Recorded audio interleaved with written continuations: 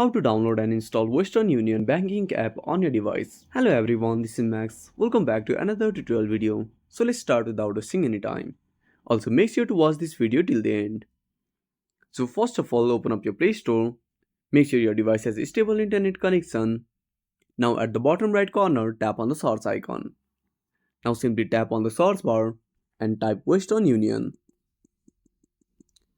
Now once you type, tap on the search icon at the bottom right corner. Now tap on Western Union Self-Service and simply click on Install. Now while the app is being installed, make sure to subscribe our channel and hit the bell icon.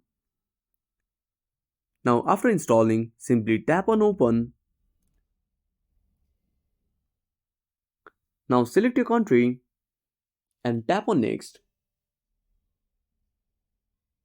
And that's it. Thanks for watching. Make sure to subscribe our channel and hit the bell icon.